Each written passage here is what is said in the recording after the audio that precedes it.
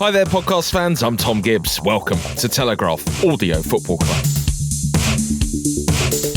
Today, another international break and another chance for this England side to state their core brand values. Capable against weak opposition, quite good at scoring goals, not quite right in central midfield. A wonderful football cocktail. Wales, meanwhile, have discovered they're much better when players from Real Madrid and Juventus are available for them, but it's less exciting for Scotland and Northern Ireland, who will have to rely on the playoffs to make the Euros. Plus, a Premier League preview featuring a potential barnstormer in Manchester and an excellent and well-attended weekend in the WSL. Let's take you now into the audio recording facility where I'm joined, as usual, by Mina Rizuki. How are you, Mina? Yeah, having one of those forgetful mornings. Oh, no. You know, forgot my pass, I had to walk back and get it. It's been a long morning. Is it a little bit difficult for you to relinquish the hosting chair? I wasn't here last week. We sat in this actual chair. Yes, I actually even specifically asked for it. Good. Because Matt was trying to steal it. And I was like, no, you're absolutely not having that. And it's so much fun being on there that I'm like, I don't know, Tom. Yeah, I feel like we should switch. I do sit on a throne in the audio. Well, you did a fantastic job, Mina. Thank you very much. Alongside her, it's Sam Dean, the boy wonder. How are you, Sam? I'm good. I'm back in the game. I've been out for, a month or so. So it's an honour to return. Absolutely. How about you, JJ? Are you feeling honoured to be here? Yes, we played football yesterday. We lost 7-2, but it was a lot closer. That's an improvement. That's an improvement. We're getting a lot better. Good. Better. Speaking of thrashings, which were closer than they sound, what about England through to the Euro 2020 tournament? Top of their group. Quite a poor game against Kosovo. 4-0, a little bit harsh on the home side in the end, JJ. Yeah. I mean, all the goals came at the very end, and kind of a barrage after Kosovo had... I think they did quite well to hold them back. They pressed really high up the pitch when they could, then they dropped into a block and let England play out. And then Declan Rice would just put it backwards or lose it. I'm not sure he is the answer to their holding midfielder role. I thought Callum Hudson-Odoi got a lot of harsh press. I don't think he was trying to get involved, but the ball was rarely on his side. But I can't work out whether that's because Raheem Sterling was usually on the opposite wing and the play was going through him most of the time, or because he needs to try and get involved. But if he tries to get involved, then he leaves his position vacant, and then he loses shape. So what's he meant to do? Yeah, tricky for Callum. What about Kosovo, Mina? I feel a bit sad Kosovo aren't going to be with us for Euro 2020. They gave England a couple of good games. I know. I thought they were actually the most exciting team to watch, to be frank. Also because they're just not a side that's sort of willing to be like, all right, we're very bad, so we're going to try to defend and see what we can do. They actually try to play enterprising football, and it's fun to see. I almost felt like it was a bit weird, like how grateful they were in the way that, like the whole thing was hosted. It was like, thank you, England, and we love you, England. It was almost like... I think there's some historical context for that. Am I right? I think it is the way that England sort of rescued them from, I guess, what they felt were the advances of Serbia. Different podcast, very different podcast. Yeah, probably. I'm not very good with this stuff. So, but either way, I still think they have a slim chance of getting through. But if they had better finishes, then I feel like they would have really given England a good game and, shocked them a lot more and perhaps even come second in the group. Are they in a shake-up with the Nations League and the playoffs? They're in the playoffs. Okay. I think. That's good. We may still have our Kosovo fun across the continent next year. I don't think Kosovo are as great as I've seen a lot of people write. They seem to speak, because I know they had a good run of games where they kept winning, but they're not actually all that. Is the point not that they're just far better than they should be given their resources? Probably, but I think they are where they should be in the group. Yeah, I agree. Yeah, you're sure. right. Sure. You're right. But I think the way they play and the fact that they are so young as a footballing nation and as a nation in general, and the whole vibe around it makes it quite a nice story, which is probably why they get in that PRU reference. 2 Spurs players on the score sheet, Sam, Kane and Winks. Do you think they're enjoying their time with England more than they are with their club at the moment? It looks like it. Harry Winks certainly seemed to be enjoying a more advanced midfield position yesterday. He was excellent. I thought he was probably England's best player and rightly sort of been hailed this morning by all the papers and all the journalists who were there. He was also very good last week in a holding role. So I think he's probably come out best of anyone from this international break. I'm not entirely convinced he's the man to play the holding role against better teams, simply because there's a defensive responsibility there, which he's not necessarily the best at doing compared to someone like Declan Rice, who is more tackle you and win the ball back, kind of vibe, but the way he controls play, the way he dictates the tempo, I think was really encouraging for England, and getting his first goal was nice. And the first touch for that is so Stunning. good. Yeah. Like, it's really stunning. underrated. Bit worried about the central defender there. Is that harsh? He's turned inside out. He's going the wrong way. He's off balance. He turns around and knows he's done. I think that's why he stops. Then he's gone, I know I'm done. Yeah. I'm not going to bother even chasing this. See, everyone else is like, that's nice. Yeah, he's in. Yeah. But I was surprised that they played with a double pivot. I was just like, a little bit like, why don't you just go crazy in this and just have like Who? Kosovo? England. They played with one. It was a 4-1-4-1. England, as in why Rice and sort of Harry Winks, like why not put Mason Mount from the start, basically? Well, they put Winks in that Mount role. Yeah, so and to the allowed left to. of right. But Mount is a little bit more creative, a little bit more. It's more of a 10, but they're playing that 4-1-4-1. It means you've got two diamonds to the middle of the pitch, and your wide players can stretch the play. It seems to work really well for them. It's a little bit of a change from what he's been doing. It's a lot more like what Leicester have. That's why Rice, you always see it when they're out of possession. It's always 4-1-4-1, and then the wide guys go up top and make a 3. Do you think it should be Rice who starts?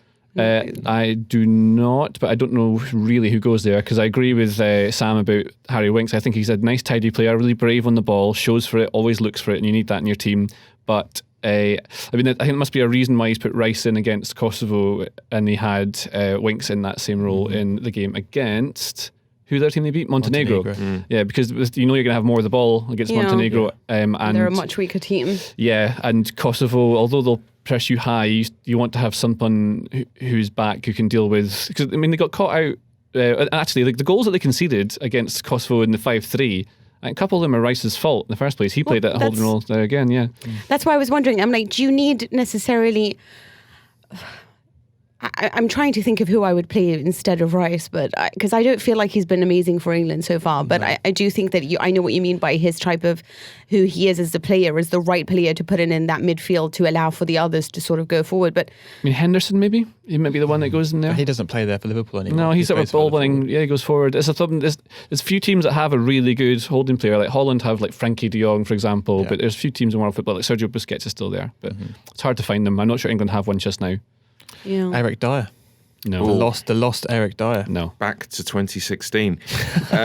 What about England as a whole? The job was very much done with the 7-0 victory against Montenegro earlier in the week. Awful opponents, but a good sign. I think that England had recovered from that blip against the Czech Republic, that unexpected defeat to them. How do we assess the team as a whole? It seems pretty clear that defence is the problem for England. If everyone plays to their potential in midfield and attack, there's plenty to go at there, plenty of goals in the team. Is there a path between now and the tournament starting, Mina, where England can find a capable international tournament challenging defence, do you think? Well, I think that what's interesting is that you sort of kind of know who's going to play in your attack. You know there's going to be definitely Sterling. You definitely know it's going to be Kane and probably going to be Rashford. But when it comes to defence, you kind of have no idea. Is it going to be Trent Alexander-Arnold? Is it going to be Kieran Trippier? Who's going to be your centre-backs? Is Stones going to come in? Is Tyrone Mings? Obviously you feel like Harry Maguire is the only one who's got his position nailed down. And I think because of the instability there and the fact that there's still that problem when it comes to how they change in the transitional phase to try to block counterattacks. Counterattacks are still a problem. And you just feel as soon as they lose possession, it's a problem. And they need to find a sort of stability at the back, have a clear understanding there. I don't think Keane is perhaps the right person to put there. I do really like Mings. I think that he works so well at the back, but it's up to Southgate to find his proper back line and just allow them to foster and fluidity and understanding between them, and maybe that will change things. But I do sort of look around, and I know there's a lot of criticism about the defense, and I do think it's a problem, but I look around and I just feel like when it comes to this Euro qualifiers, I haven't seen many teams that have been that good defensively either. So just go all out attack. Bring Keegan back, we'll score more than you. But if you go and score, you were going to leave gaps if you win games 7-0 and 4-0 and stuff like that, because that's just a natural consequence, right? Absolutely. So being vulnerable to counterattack is purely a consequence of numbers. It's like numerical people, the amount of people they have going at you, you're going to be caught out. And the goals they conceded in the 5-3 were mistakes, individual errors, and the penalty. And when they lost to the Czech Republic, it's probably a similar thing, right?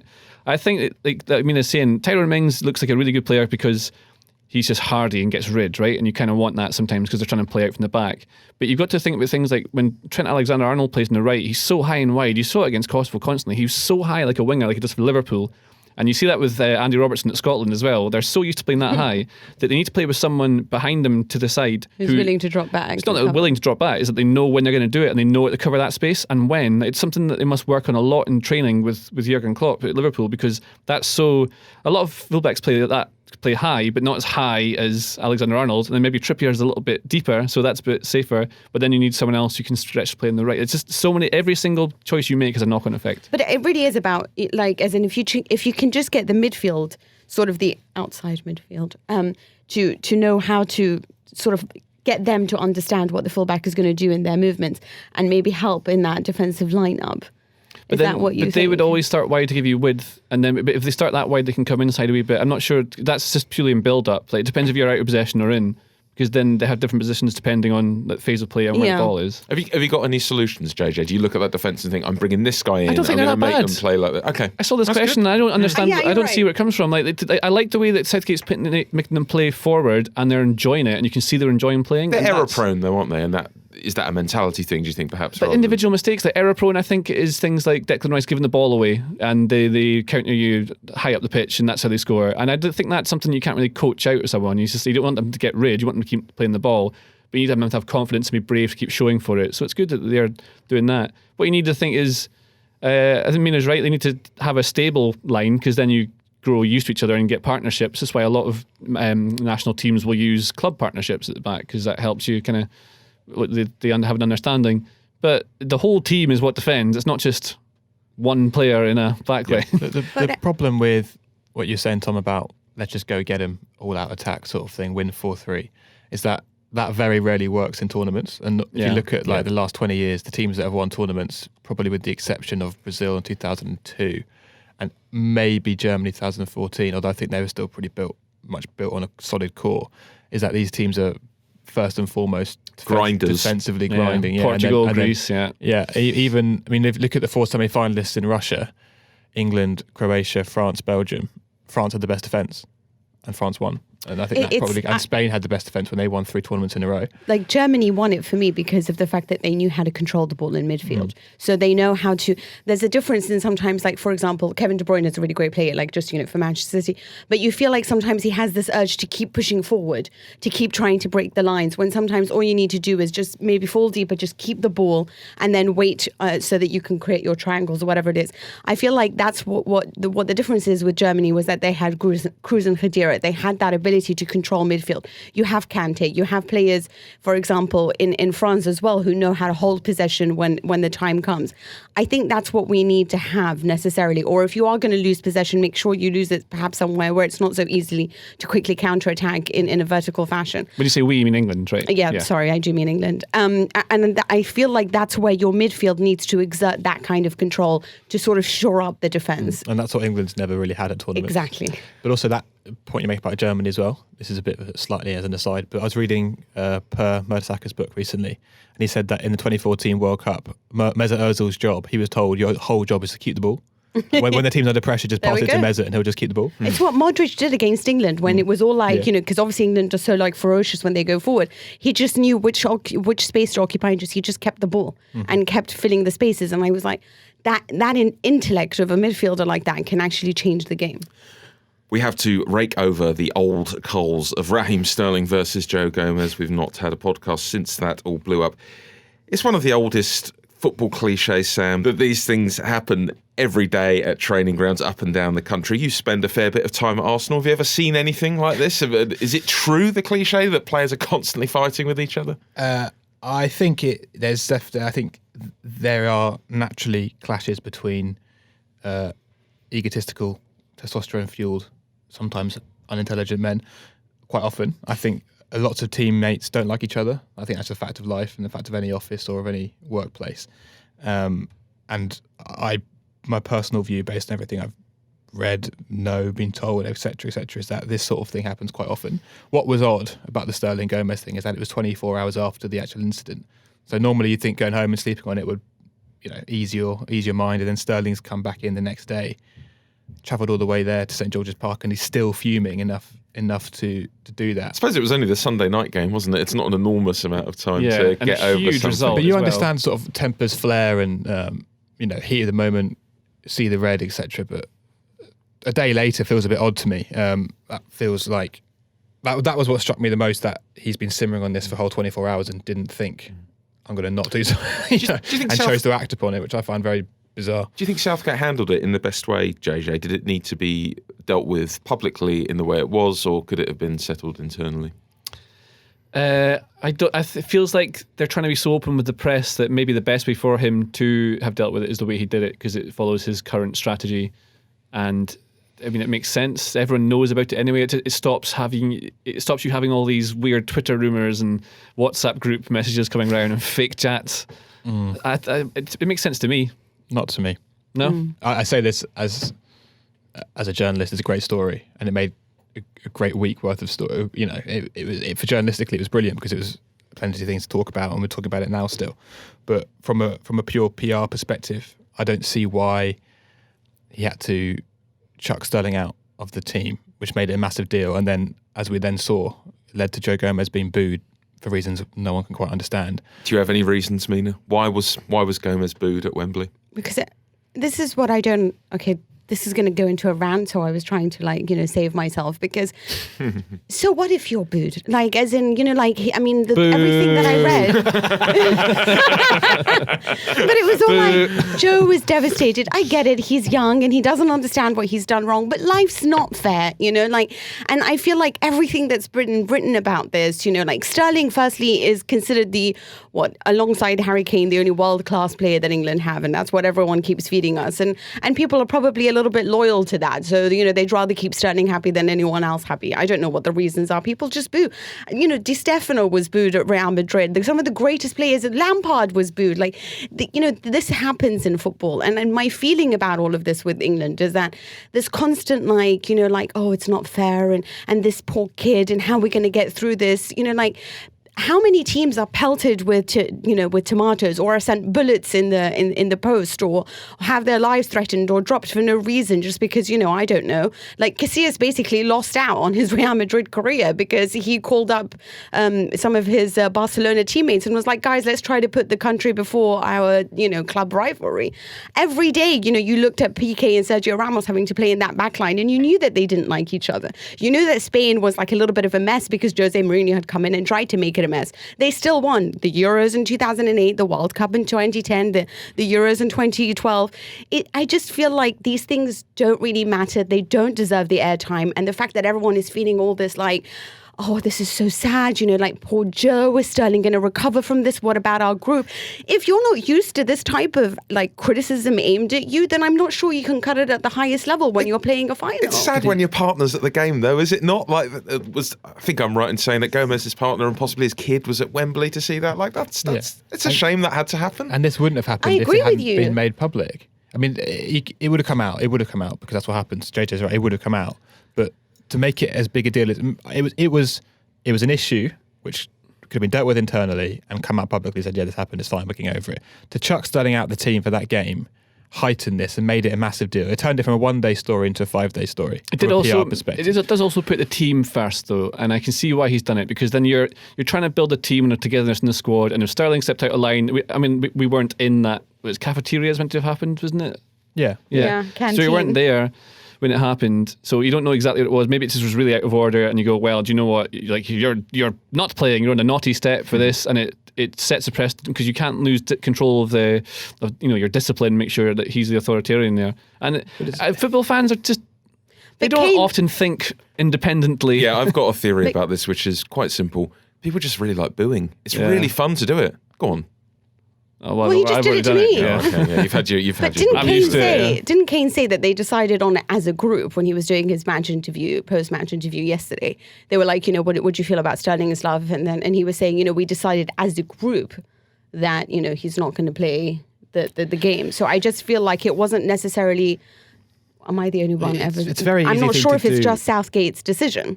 And my point is that there are lots of really controversial points in football. For example, Solskjaer being asked about the penalty takers. But when Lampard was asked about the fact that, who is your penalty taker? Is it Ross Barkley? Is it Jorginho? He was like, well, it was Ross Barkley, now it's Jorginho. End of story. He just refuses to indulge anyone. Whereas Solskjaer's always like, well, I mean, firstly, I think it's up to them. And when it comes to this type of thing, I don't want to judge. Southgate is perfect and he's done everything. And I agree with JJ. I think this is the way that he thought was the best way to handle it. But sometimes it's a bit don't give the press what they're looking for. Don't give the storylines. Don't give people reasons to boo a player who doesn't want to have that on his first game or whatever it is after that huge match against Manchester City. But otherwise, I just feel like you have to swallow these types of things because it's what happens at international level. It's a very easy thing to do to drop somebody from Montenegro at home when you're pretty much already qualified. Yeah. If, for example, Harry Kane gets annoyed in training ahead of the European Championships quarter-final and swings an elbow and catches John Stones in the face, and it's seen as a malicious thing, is Southgate going to say, well, that's the precedent. Kane, you're out. Well, obviously he's not. I think the precedent's pretty clear, Sam. Boo John Stones. Yes. But it's basically, as Mina was saying, it's essentially just a PR comm story, which is, thankfully for Southgate, it was only the second worst PR decision of the week.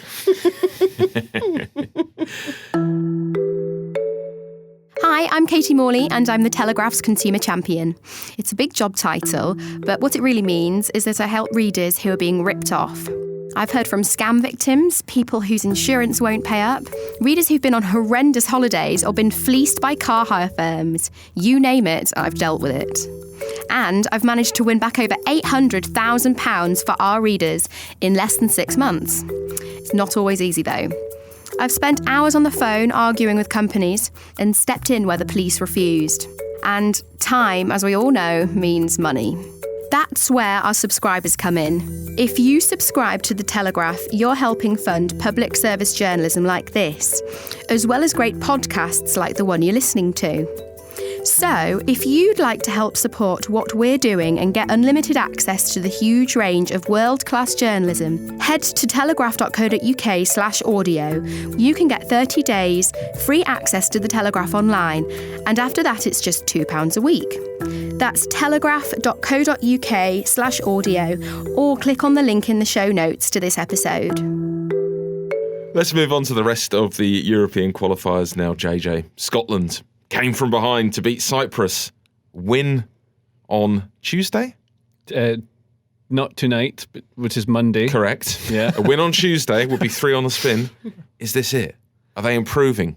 Could the impossible happen? Could we see them at Euro 2020? No. Oh, no. That's fine. It's going to take some time. And the problem is with Scotland is that it's a little bit like England in that we always need to have Scotland always need a rebuild. You can say we. I know. Come on. Mina's already done right. it. Well, She's nailed her colours to the mast. always need a rebuild, and then it starts to go after a bit towards the end of the tenure of someone's management, like Gordon Strachan, for example. Everyone starts going, we need to change, this is not good enough, but the results actually are getting better, and then they change it and chop, and someone else comes in. Steve Clarke did amazing things at Kilmarnock, he really did, and it will take him time to get the players there. The players just aren't.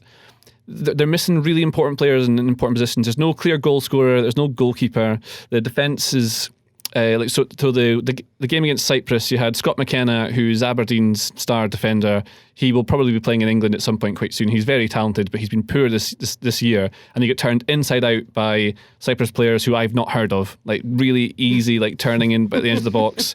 Pretty poor. Declan Gallagher plays for Motherwell. He's done very well and deserved a chance in the team, but just didn't look up to it. The midfield, you've got players like John McGinn, very talented. Ryan Christie is a proper star player. James Forrest is also a really good player, but they're missing something, and it seems a bit disorganised, and there's so many people who come out of the team. We were missing Scott McTominay, you had Ryan Fraser, Andrew Robertson all pulled out, Liam Cooper as well. So there's players that just desperately in need of a right back and all these sorts of things that we don't have. And I think the playoff that will happen, so the Nations League playoff, we will probably get drawn against either Israel or Bulgaria is quite likely. And I think, having watched Bulgaria, Scotland should pump them. I'm not sure about Israel. But then it's only one leg games that you play, and then the final would be against either Norway or Serbia. And there's no way. I was I think you can beat Israel and Bulgaria, but then And the thing with Scotland is that they will find a way to get to the final and be 1-0 up and heroically, brave Scotland, throw it away. What about brave Wales, Sam? They have an important match against Hungary also on Tuesday. A win will get them through to Euro 2020. We were a little bit scathing about Ryan Giggs's reign so far on this podcast previously on an international break. How do you rate his performance at the moment? Picked up dramatically in the last month, I suppose. Yeah, last 5 weeks, 6 weeks. There have been, I think, fairly criticisms of Giggs's approach. I mean, for a long time, well, until basically last month, there was a real lack of any sort of defined playing style. Essentially, it was throw the young kids in and see what happens, which didn't really work in the games that mattered, and Wales basically didn't really look like a coherent team. That seems to have all changed quite dramatically following the introduction of Kiefer Moore, who is probably the least likely international hero you could imagine. 6'5" striker, used to be a lifeguard. His first 2 clubs were Truro City and Dorchester Town. I mean, this guy's come from nowhere and he's basically changed the way they play because he's, to put it nicely, a big lump up front. And it means that people like Gareth Bale, Daniel James and Harry Wilson can actually play off him as a reference point now. And he was great again. Kiefer Moore was great again this weekend against Azerbaijan when Wales had to win, and he scored the first goal then. He was great in Slovakia. I was there with them last month and he scored then too. Basically, when you've got players like James and Bale who can just beat their fullbacks and put crosses in, it helps to have a guy that big. And I remember Peter Crouch, his international goal scoring record was amazing because basically far-flung small European nations don't know how to deal with these giants. And Kiefer Moore's come in with his swinging elbows and enormous head and just battered teams basically.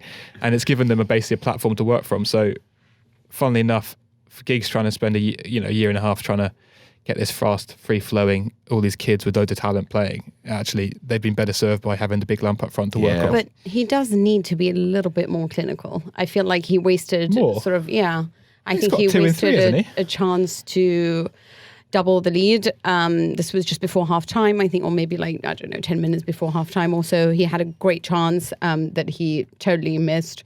And I actually like the guy in midfield.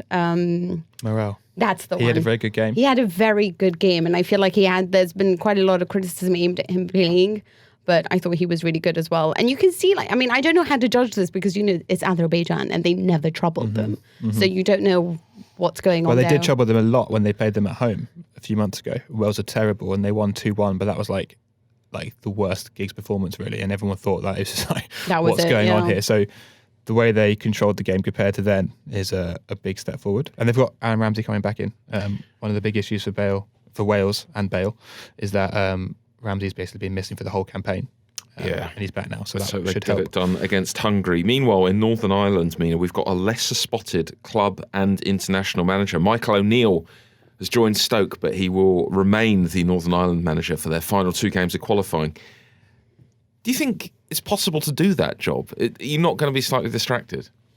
You would be usually, but because it's sort of just, the playoffs, that's it. That's all he needs to concentrate on. I think it's obviously a big job for him to take Stoke, and I totally understand why he's not going to say no to that job. I mean, it doubles his salary for one.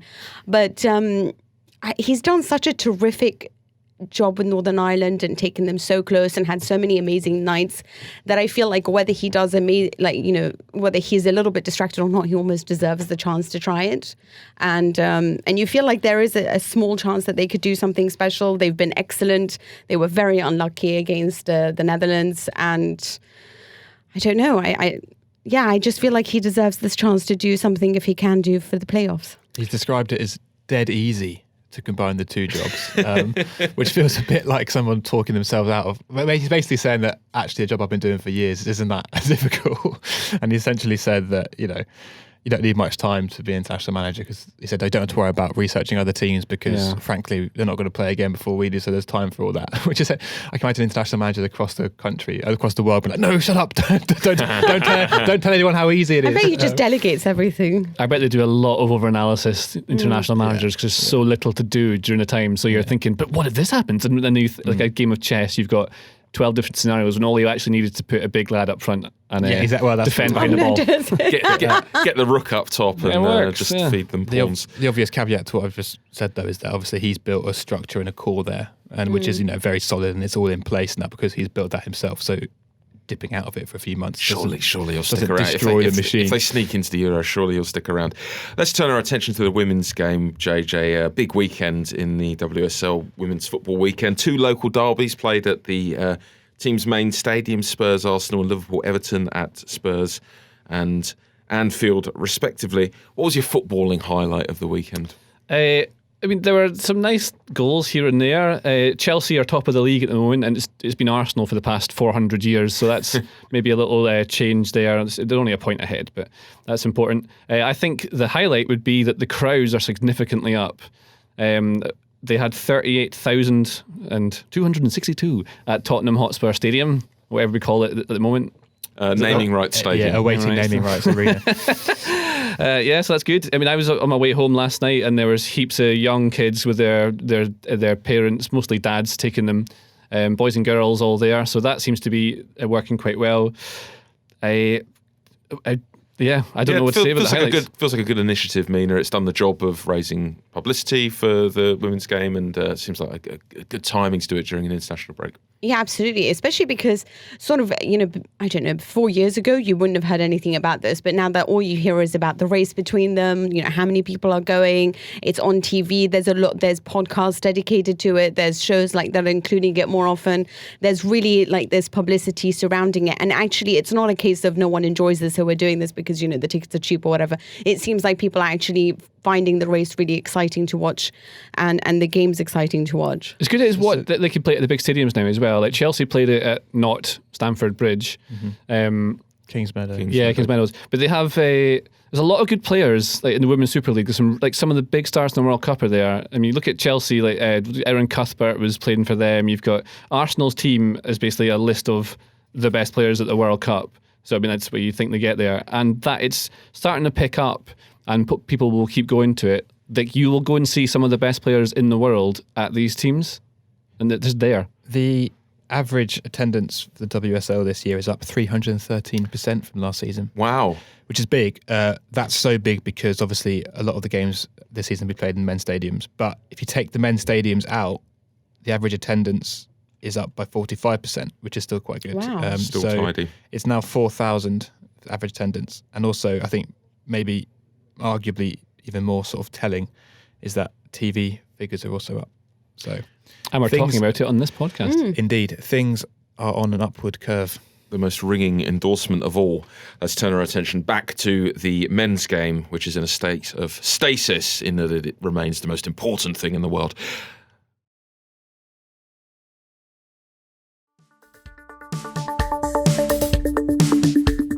Premier League returns next weekend. Manchester City versus Chelsea is the obvious pick of the games. Frank Lampard will fancy his chances in this, Mina, you would have thought. Yeah, absolutely. It's the best time for me, I think, for them to play each other. And I feel like with Chelsea, back in the day, if you had asked me about this in the summer, I would have been like, for sure, that's an easy win for Manchester City. But when you look at this Chelsea side and you look at the control they have in midfield, the movement they have up front, how vertical they can be, how direct they can be, but how determined they are, I feel like they could definitely do something rather good for their team. They can definitely get at least a point in this. But Manchester City, considering what's happened to them, or Liverpool, will have the psychological desire to sort of impose themselves and make sure that everyone knows that who they are, and they are going to be a team that is difficult to beat. I don't think they're very accepting of where they are in the standings right now, and this will be a huge test for them in the sense that they're going to try to prove themselves. I think City could absolutely do them. Oh, I think that's a definite possibility as well. They'll be so motivated. I really feel like it's going to be specific Chelsea. Reasons for it. I agree that they'll whenever they lose a game like that, they come back hard and they'll be right up for it. If Chelsea play this game in the way that has been going, I love watching Chelsea just now. I saw them against Crystal Palace and thought they were great. I agreed with all the things you just said, but there are obvious gaps in transition where they will get pumped by teams like Liverpool and Man City. They'll go straight through the middle of them. They've been playing really well, but not against great teams. And I think what may happen here is if they approach it the same way, and if you think with Lampard, he might approach it in a different way and try and be more defensive because that makes sense. They're away at the Etihad, so you'd maybe change the way you play. But it's going so well, why would you try and tinker with it? You go and play in the way that's done well for you. And that is exactly what Pep will have overanalyzed. He'll have every single thing worked out to how to get them. The players will be right up for it. And I think this could be something I'd love to see. I really want to see what Frank Lampard does with it. What about Arsenal, Sam? They're at home to a pretty dreadful Southampton team, or they have been recently. Look at the Arsenal fixtures. They're looking pretty kind until Christmas. Norwich, Brighton, West Ham, Man City. All right, not so easy. Everton and Bournemouth. Do we expect this to be another kind of pulling it back a little bit towards Emery and settling it all down a bit? Because it's been a tumultuous last few weeks for Arsenal. I think it needs to be. I don't know whether we expect it to be. Based on the last 6 weeks, you wouldn't expect anything. But it certainly needs to be for Emery's sake and, well, for the club's whole ambitions this season. I predict there's going to be some sort of reaction. I think Southampton are there for the taking because they're clearly just a broken team, lacking confidence. But then, so are Arsenal, you could argue. But there were signs of improvement, I thought, in the Leicester game when they lost 2-0. I know they got battered for that. I actually thought, for example, on Match of the Day, it was really harsh. Like they picked on Luiz, for example, saying, "Oh, he gave the ball away here." If you actually watch that game, Luiz was actually one of Arsenal's best players, and he seemed really natural in that back three. So I think they might stick with that, and I think there were signs of progress there for sure. It's just if they win 3 in a row, it'll change everything, won't it? All the fans will be suddenly, "Oh, it's working now." But realistically, though, when you look at it, if they say it's 0-0 half time, and you're going to get a and lot. It will be. And knowing the Emirates, there's going to be a lot of sort of groaning and grumbling, and then he'll substitute Xhaka on, and they could lose. They get ugly so fast. You feel like they could win against Norwich or Brighton. I don't know. Potter is good enough. West Ham, well, they still have Roberto, so that's going to be a disaster. Man City, you feel like that'll be a loss. Everton, I feel like that. It's away, so they'll lose that. Do you see what I mean? And then Bournemouth, which like JJ always tells us, so there we go. So I feel like how many of that can they actually win other than Norwich? Yeah, I suppose it could very easily go the other way and be the end for them. Anything else, JJ, sticking out to you on the Premier League docket next weekend? Let me just tell you. Sheffield United versus Manchester United. Oh, that's going to be good. That's going to be such a fun game because Solskjaer's side now have 5 victories in the past 6 games.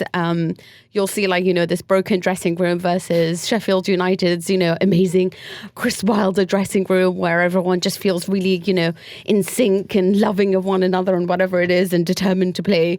It's a shame that Dean Henderson will be ineligible. They're the new Huddersfield, aren't they, Mina? Huh? Are you in love with Sheffield United now? I'm in love with Chris Wilder more than anything else. I don't really care about the team, but I feel like Chris Wilder he's just the perfect coach. Overlapping centre-backs against overpaid centre-backs. Oh, Dino, don't do it. I hope you all saw this over the weekend. Fantastic video of the Nuneaton Borough goalkeeper, Tony Breeden, taking a penalty, smacking it over the bar and straight onto a light fitting, which fell off the stand and swung around very amusingly. So my question to you all is, what is the worst set piece you've ever witnessed? And it doesn't have to be a penalty. JJ? Okay, I'll go first. That's good. That is good because I have asked you to go first. Everyone else said, but there's so many that I see all the time. As people may know, I support Aberdeen Football Club, and most of the set pieces are pretty dreadful. Either a mistake where they don't know what the actual plan is and it goes out. The only thing I can think of, that I could think of this morning when I was looking at this was when I went to see Aberdeen play in a semi-final. I think it was against Dundee United, and Kato Guntweit was doing warm-ups, and his free kick was so bad it hit me in the face. Oh my God. Mina? Wasn't there one where someone had to drop their shorts and then it distracted everyone? I was trying to Google that for honestly about half an hour yesterday. If you should see my Google searches, like a basketball psych out. It was one of those things where everyone turned to look at what the hell happened over there, and then it was like. But then I remembered the one in the World Cup, Germany against Algeria, when Thomas Müller was running and then tripped. Yeah, do you remember that one? Yeah, that and then they were saying, that this is how it was planned, for the pass to be chipped over the Algerian defence, and it just really didn't work out for them, did it? What have you got, Sam? The undisputed worst corner in Premier League history, Iago Aspas against Chelsea at Anfield. Go on, remind us. Whoa, how could you forget? Okay, this is when Liverpool going for the title, 2014. Mourinho, refusing to be the clown, in his words, turned up at Anfield and basically parked the bus, shut Liverpool down, shut down their title hopes. And with about 5 minutes to go, it's still 1-0. So before Chelsea had made it 2, Liverpool got a corner and it was all, get a goal back and we're in this, the dream's alive. Iago Aspas, Liverpool legend, strolled over to take it in front of the Kop. And for some reason, he tried to sort of play it along the ground towards the edge of the box. Sometimes when a player peels out and sort of hits it first time, he just played it straight to Willian, who ran up the other end. And that, I think that might have been his last touch as a Liverpool player. Certainly one of them. And I think if you speak to any Liverpool fan or anyone who ever watched that game and just say Iago Aspas, they'll just say, that was the corner. That's all he's known for, is the corner. Did an interview actually in which he said, all I'm known for is that corner. So I'd like to add as well, almost every single free kick Ronaldo took for a 5-year period, when the excitement would build and he would always smash it straight into someone's chest in the middle of the wall. Why was he always allowed to take them? I think just proving his a contract, point. wasn't Well, Ramsey's nicking them now. Did you have one, Tom? You must have one from QPR. Well, the thing that came to mind for me was there was a period in the first era of Ian Holloway being our manager, because he had a sort of big conversion when he was at Blackpool and decided, I want to be like Barcelona, football should be about joy. So he'd cleaned up his act a little bit by the time he came back, but in his first spell it was quite functional football, and every kickoff we had for about 3 years was the kick to kick off the game, straight back to someone stood on the edge of the centre circle, and then a ball hit as diagonally as far as possible out for a throw-in. So yes, get it out within 3 touches. It's like rugby. Yeah, territory. Yeah. Well, that's famously the old... Hearts did that in the Cup final last season. Yeah. Statement of intent. famously the old bet on who gets the first throw-in, isn't it? Oh, I hope you're not accusing anyone of any No, funny I'm business speaking in general terms. Division 2 in 2003. I'm speaking in general terms. I wouldn't put that in any specific player or team. Good. The throw-in when Inter conceded, Dortmund got their second from a throw-in. I was trying to think who was the player who let go of the ball, but that was hilarious. Great story, Mina. So Thank you. I'm sorry. You can cut that part out now. We should also do best set pieces. Next time. Not now.